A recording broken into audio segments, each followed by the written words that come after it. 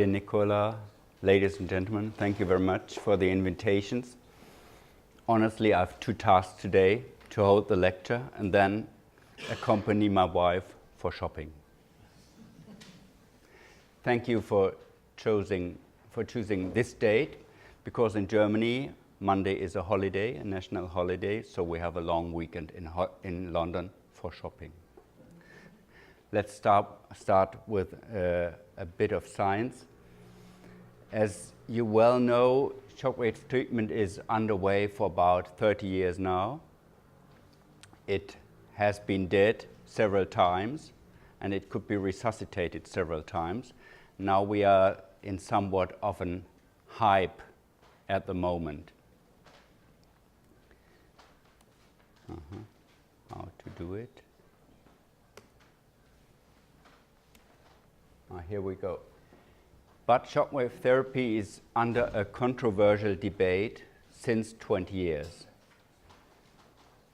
If you remember, in 2003, a paper was published in the British Medical Journal, ending with, "We cannot recommend specific applications of extracorporeal shockwave therapy to test it in any further clinical studies, because all major trials using different shockwave variables and types of lithotriptys showed negative results."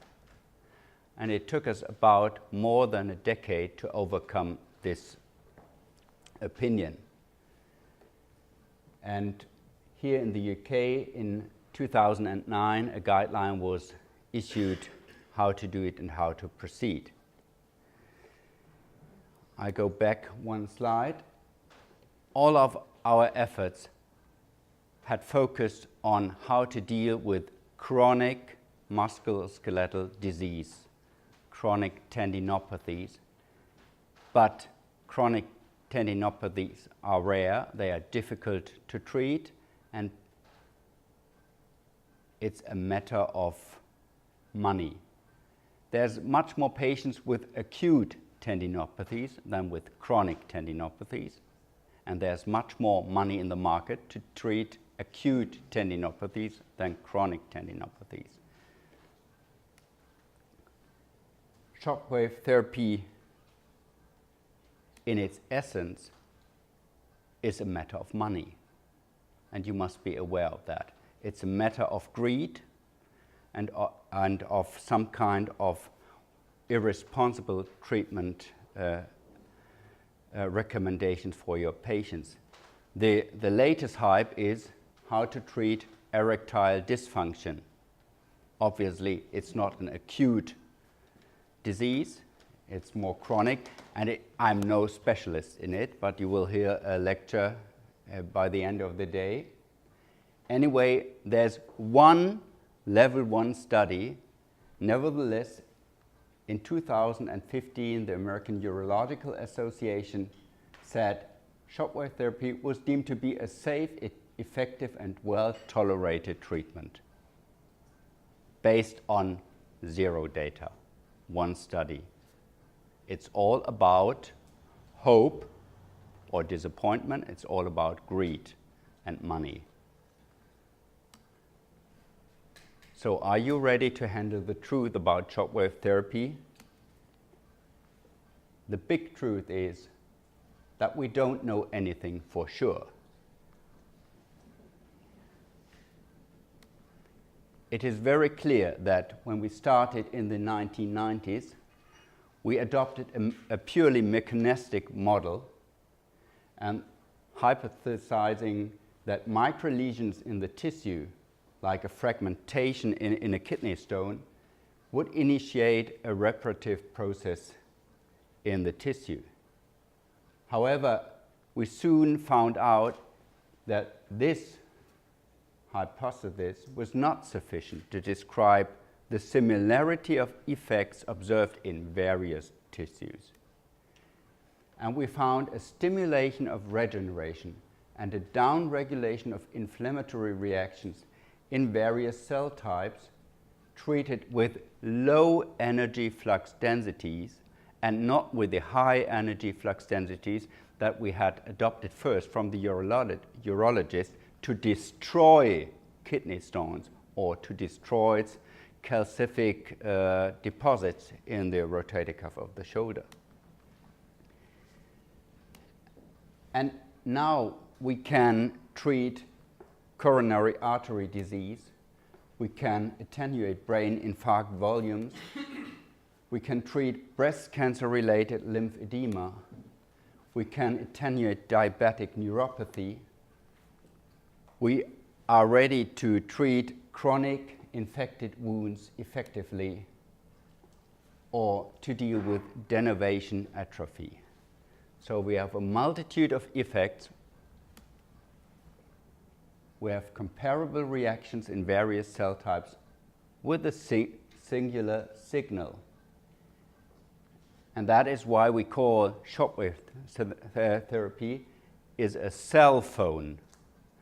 We give a signal into the cell and we boost protein regeneration and we inhibit inflammation.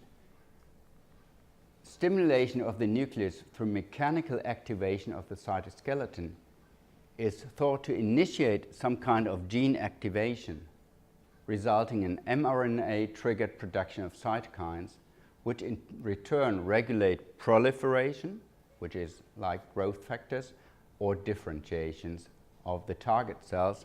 And the key word for all of this hypothesis is mechanotransduction.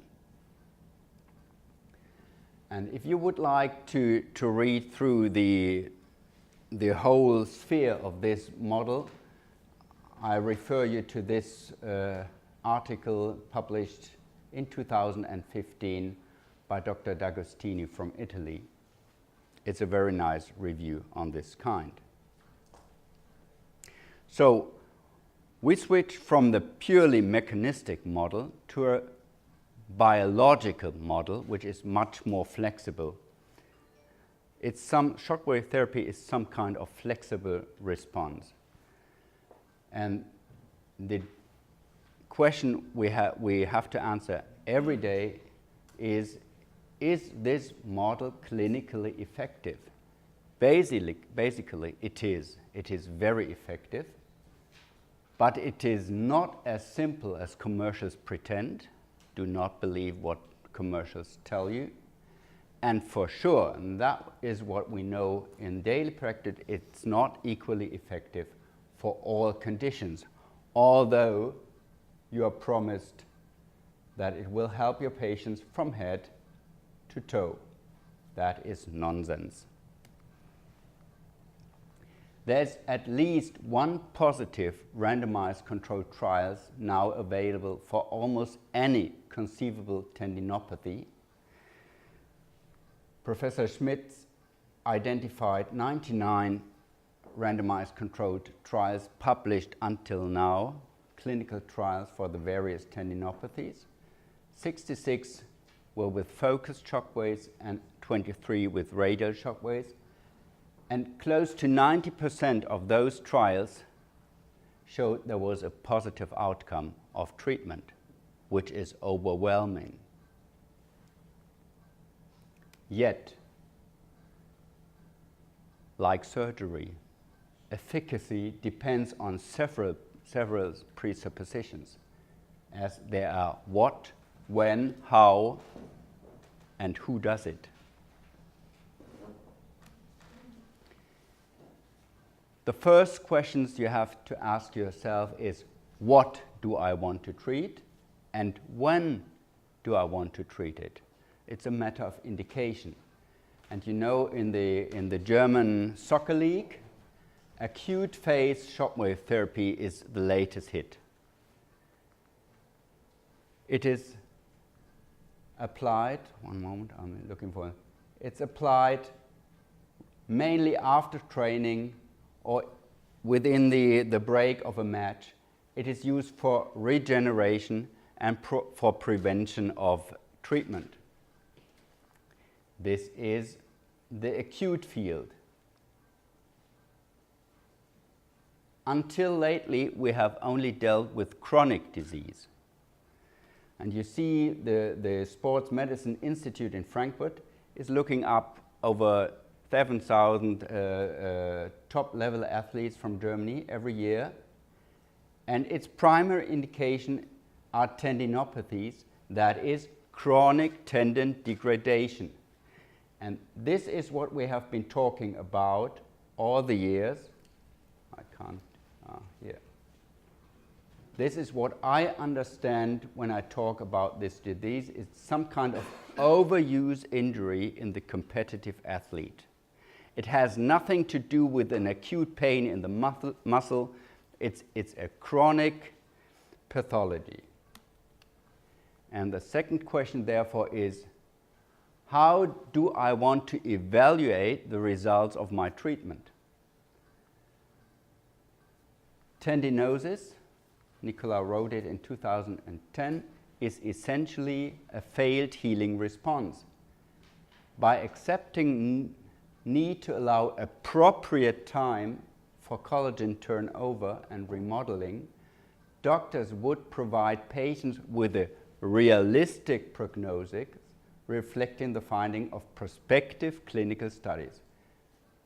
Well said. These conditions take months rather than weeks to resolve, and this is true today. So you have to realize, who do I treat for what condition? If you treat overuse injury as a chronic disease, it is recommendable to assess your results no earlier than 12 weeks. That is, you have to tell your athlete, I treat you now, but you will not be effectively cured before 12 weeks. You can do whatever you want, you can pay whatever you can, it will take you 12 weeks around. When you treat acute diseases or pain, the manager of the team wants to have a result 2 days later, at the most 1 week later. Can this work? I'm skeptical about it. But there's a lot of psychology in it. The professional players are dealt with on a daily basis. They have physiotherapists, they have specialists for every aching muscle. Maybe it works. The third question is, how much are you qualified to treat your patients? Even in Germany, even me had to undergo an exam now, and it's only valid 5 years, and then I have to repeat the exam. So it's good that you are here to get the latest information on this field. I think the most important question for me from a scientific basis is, which degree of efficacy do I expect? We are talking about evidence. We are no longer talking about expert opinion. We are talking about level 1 or maybe level 2 evidence. And everything else is history, should be history. But as Nicola told, we are all surgeons. We like to operate. Now have a look how many level 1 studies there are for surgical interventions. Hardly any. Which degree of efficacy do I expect? I expect not level 1, that is reviews. But a review may not be a review. There's a systematic review or a meta-analysis, or there may be a narrative review. That's for nothing. Then we have case reports, 8 patients, muscle injury, all returned to sports practice after 8 weeks. What is the conclusion of such a study? None. It's just a report. or 24 athletes were treated for muscle injuries. All the athletes returned to the pre-injury participation in training activities with equal range of motion in both sides and without pain on resisted movements. All patients, 100% success. Don't believe it. Unfortunately, there are great studies that show no effect of shockwave therapy. I already confronted you with this study from Michael Hake in 2003. Shockwave therapy is ineffective in the treatment of chronic plantar fasciitis. Clearly a level 1 study. There are some flaws in this study. I participated in it, and in my eyes, the major flaw is the use of local anesthesia. Because in the latest study, and Ludger Gödesmeyer will report on the study later on in the afternoon, we had a very positive result following focused shockwave therapy for chronic plantar fasciitis. And the main difference compared to the study of Michael Hake was that we did it without local anesthesia. So, which degree of efficacy do I expect? For me, the ground is level A studies. And level A1 means at least one positive meta-analysis on the ground of high-level RCTs. Which entities fall in this field? There are only two. One is chronic Achilles tendinopathy, and the other is chronic plantar fasciitis. And we have level 1B studies, that is at least one sufficiently powered randomized controlled trial for chronic greater trochanter pain syndrome, chronic medial tibial stress syndrome, chronic hamstring tendinopathy, chronic patellar tendinopathy, deficient wound healing, chronic tennis elbow, stress fractures, non-unions, etc. But we don't have any randomized controlled studies by now dealing with acute pain symptoms in the musculoskeletal system. So we have a discrepancy, level 1 studies on one side and level 4 evidence on the other side.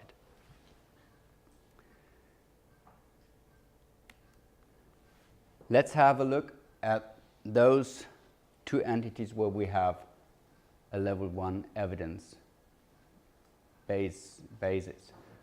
Let's start with Achilles tendinopathy.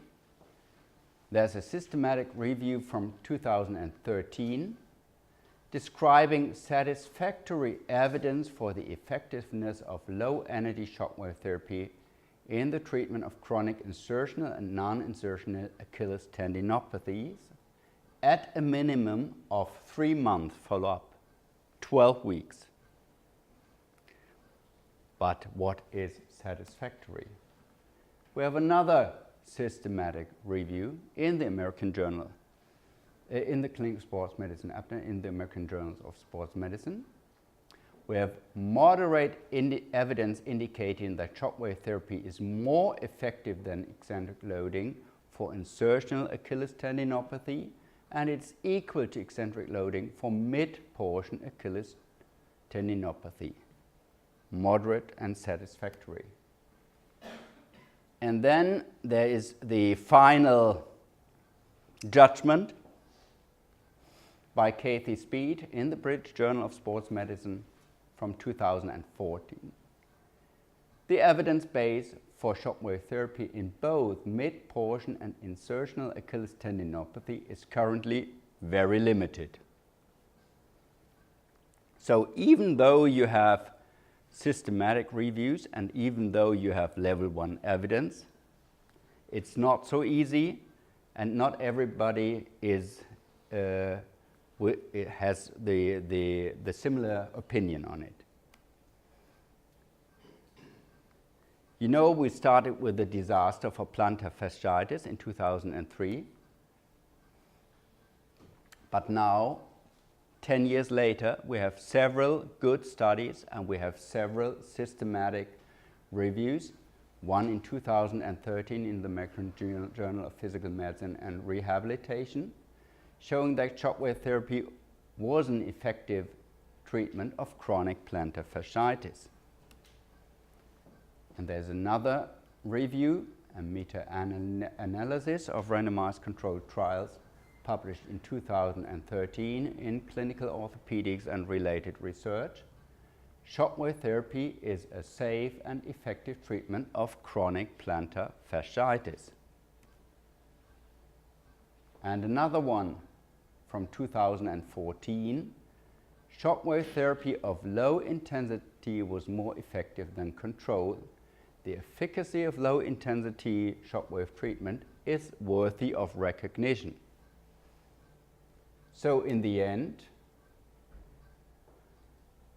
even Kathy Speed acknowledged there is evidence that shockwave therapy is effective in the treatment of plantar fasciitis. So our data basis for the treatment of plantar fasciitis is, in my opinion, the very best we have in all of orthopedics.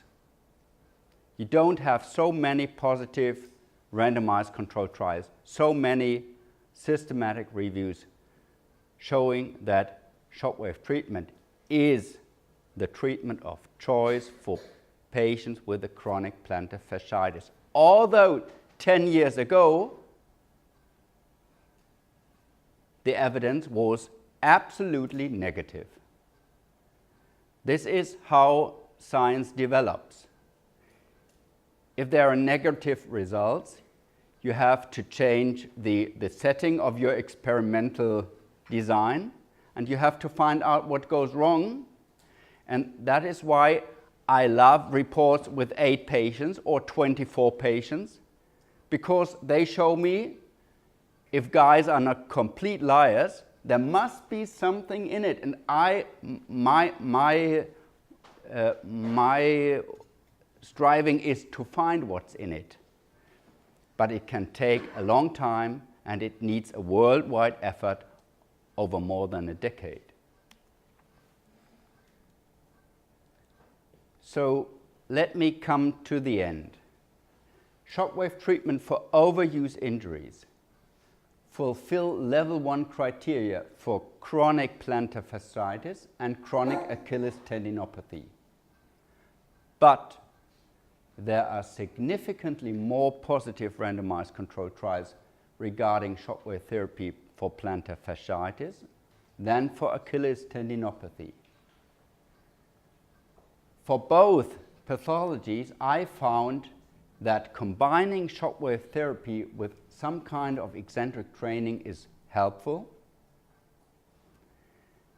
And if you are becoming interested in dealing with shockwaves, for most chronic tendinopathies, there's at least one randomized controlled trial to be used as a cooking recipe for you. So read it carefully. The patient inclusion criteria, as Nicola pointed out, are not generalizable, and cooking after a recipe doesn't make you a chief cook.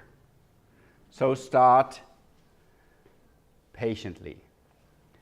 What is my opinion on the preventive treatment approach with the so-called acute phase shockwave therapy? This is very fascinating. However, with our knowledge today, the preventive use of shockwave therapy or the use of shockwave therapy in the early acute stage of a muscular, a ligamentous or tendinous overuse injury should be reserved for experienced sports medicine staff. We need more data on this. But I can assure you there is growing basic evidence in favor of acute phase shockwave therapy. There are reports on the effects of shockwave therapy on human ligament fibroblasts. There's a mechanical stimulation, you know, our biological model, mechanical stimulation, and an increased tendon regeneration after the use of shockwaves. We have shown that repetitive shockwave therapy improves muscular microcirculations, and it enhances differentiation of tendon-derived stem cells. In a few weeks, this article will be published in the American Journal of Sports Medicine. I owe it to Mrs. Zisler from Salzburg. It is called Extracorporeal Shockwave Therapy Accelerates Regeneration of Acute Muscle Injuries, and it is well worth reading. It's an animal experiment on rats, and the results are very promising. So there is something about acute phase treatment in rats, not in the competitive soccer player. That is a completely different issue. However, just published in the Journal of Orthopedic and Sports Physical Therapy, dealing with the effectiveness of physical agents for lower limb soft tissue injuries, that is what we are speaking about in most of the times, high-quality randomized controlled trials are still needed to assess the effectiveness, and the effectiveness of most interventions remains unclear. So there's a lot to do for you for the next 2 decades. And you know, the truth is that we don't know anything for sure. We had a very vivid discussion on acute phase treatment in the German Society of Shockwave Therapy. And there were 2 factions, one for the acute therapy, mostly sport medicine doctors, and then the scientific faction, denying any evidence base for this treatment. And we came together with this statement: shockwave therapy for competitive athletes represents the 2 sides of the same coin. From the view of the responsible physician caring for the health of his hobby athletes and favoring shockwave therapy as an innovative, conservative approach with the goal of complete restoration of the overuse injury. And I told you this will take patience and time and compliance of the patients. Or, on the other side, from the view of the team physician who is committed to the sportive success of his team, aiming not at complete restoration of the overuse injury, but aiming at securing athletic performance as long as possible, respectively enabling return to sports as quickly as possible, and I put this in brackets, independent of secondary damages. Both approaches are feasible as long as the patient has been informed adequately and has given written confirmation. And this you should keep in mind. Your patient, he's the master of his own body. If he prefers complete restoration of his disease, it will take much more time than to send him back on the field to play soccer, and maybe even only for 30 minutes until the pathology occurs again. Thank you very much.